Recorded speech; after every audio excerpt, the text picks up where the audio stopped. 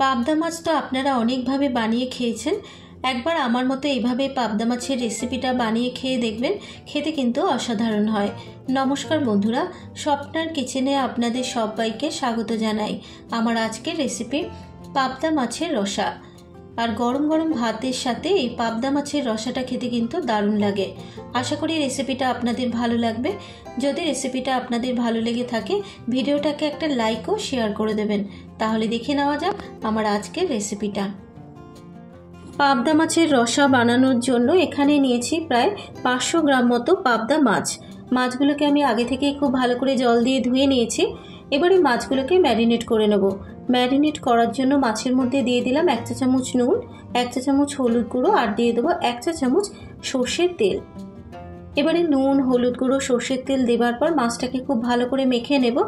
আর পাবদা মাছ যেহেতু ভাজার সময় ফাটে, তাই অল্প পরিমাণ যদি একটু সর্ষের তেল মাছের মধ্যে মেখে নেওয়া হয় তাহলে পাবদা মাছটা ভাজার সময় আর ফাটবে না। মাছগুলো নুন, হলুদ গুঁড়ো আর সর্ষের তেল দিয়ে মেখে নেওয়া হয়ে গেছে। এভাবে মাছটাকে 10 থেকে 15 মিনিট মতো রেখে দেব, যাতে মাছের মধ্যে নুনটা খুব ভালো মতো ঢুকে যায়। এবারে মাছের জন্য একটা মশলা রেডি করে নেব। মিক্সিং জারের মধ্যে দিয়ে দেবো 2 টেবিল চামচ পোস্ত আর দিয়ে দেবো 1 টেবিল চামচ কালো সর্ষে। প্রথমে পোস্ত আর সর্ষেটাকে শুকনো গুঁড়ো করে নেব। পোস্ত আর সর্ষেটাকে শুকনো গুঁড়ো করে নেবার পর এবার এর মধ্যে দিয়ে দিচ্ছি 5 কোয়া রসুন, দেবো 1 ইঞ্চি আদার টুকরো, 4টে শুকনো লঙ্কা, 3টে কাঁচা লঙ্কা, দেবো অল্প পরিমাণ একটু নুন আর সবশেষে দিয়ে দেবো অল্প পরিমাণ একটু জল। এবারে সর্ষে, পোস্ত, কাঁচা লঙ্কা, শুকনো লঙ্কা, আদা, রসুনের একটা মিহি পেস্ট রেডি করে নেব। ঠিক এরকম একটা মশলা রেডি করে নিতে হবে। মশলাটা রেডি করে নেওয়া হয়ে গেলে এবারে মাছ ভাজার জন্য ফ্রাইং প্যানের মধ্যে দিয়ে দিলাম বেশ কিছুটা পরিমাণে সর্ষের তেল। তেলের মধ্যে দিয়ে দেবো সামান্য পরিমাণ একটু নুন, যাতে মাছ ভাজার সময় মাছটা লেগে না যায়। এবার তেলটাকে খুব ভালো করে গরম করে নেব। তেলটা গরম হয়ে যাবার পর এবার তেলের মধ্যে এক এক করে ম্যারিনেট করে রাখা মাছগুলোকে ছেড়ে দেব। প্রথমে 3টে মাছ ভেজে নেব, পরে বাকি 3টে ভাজবো। এবারে গ্যাসের ফ্লেমটাকে মিডিয়ামে রেখে মাছগুলোকে কিন্তু হালকা লাল করে ভেজে নেব।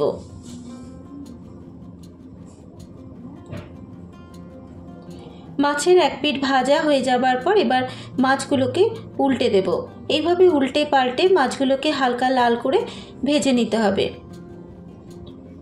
মাছের দুপিটি যখন ঠিক এরকম হালকা লাল করে ভেজে নেওয়া হয়ে যাবে এবারে মাছগুলোকে একটা পাত্রের মধ্যে তুলে নেব।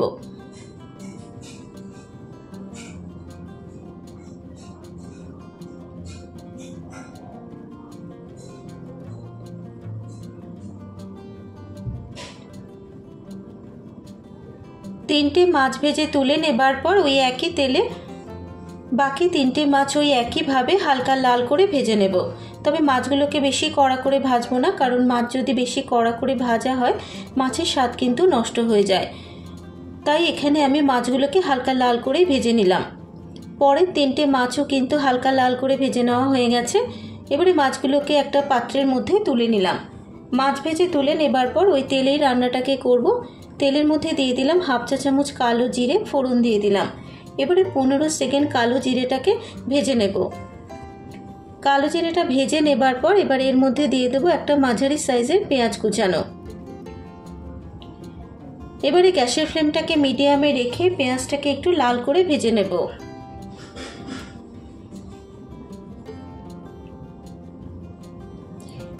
মিনিট 3 ক্রমাগত নাড়াচাড়া করে নেবার পর যখন পেঁয়াজটা ঠিক এরকম লাল করে ভেজে নেওয়া হয়ে যাবে এবার এর মধ্যে দিয়ে দেবো মিক্সিতে বেটে রাখা সর্ষে, পোস্ত, কাঁচা লঙ্কা, শুকনো লঙ্কা, আদা, রসুনের মিহি পেস্ট আর দিয়ে দিলাম সামান্য পরিমাণ একটু জল।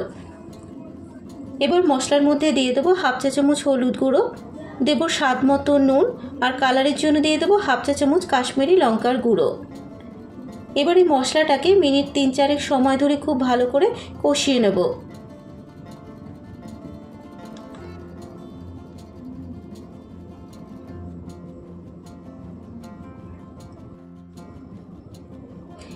মিনিট তিনেক মশলাটা কষানো হয়ে যাবার পর এবার এর মধ্যে দিয়ে দেবো একটা মাঝারি সাইজের টমেটো বাটা, আর দিয়ে দেবো সামান্য পরিমাণ একটু মিক্সি ধোয়া জল। টমেটো বাটাটা দেবার পর এবার মশলার সাথে মিশিয়ে নিয়ে আরও 2 মিনিট মশলাটাকে কষিয়ে নেব, যতক্ষণ না টমেটোর কাঁচা গন্ধটা চলে যাচ্ছে।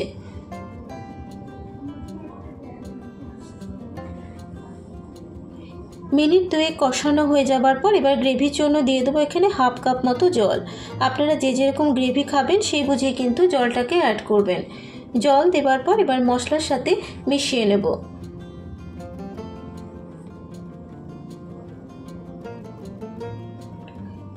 জলটা মেশানো হয়ে যাবার পর এবার গ্যাসের ফ্লেমটাকে লোতে রেখে মিনিট 3-4 ঢাকা দিয়ে গ্রেভিটাকে ফুটতে দেব। 4 মিনিট পর এবার আমি ঢাকনাটাকে খুলে দিলাম। গ্রেভিটা কিন্তু খুব ভালো মতো ফুটে গেছে। এবার এর মধ্যে দিয়ে দেবো ভেজে রাখা পাবদা মাছগুলো।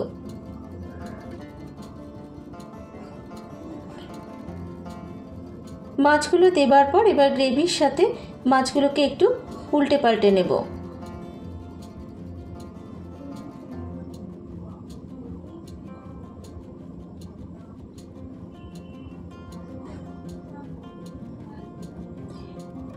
মাছগুলো গ্রেভির সাথে খুব ভালো করে মেশানো হয়ে গেছে। এবার মিনিট 2 গ্রেভির সাথে মাছগুলোকে ফুটতে দেব।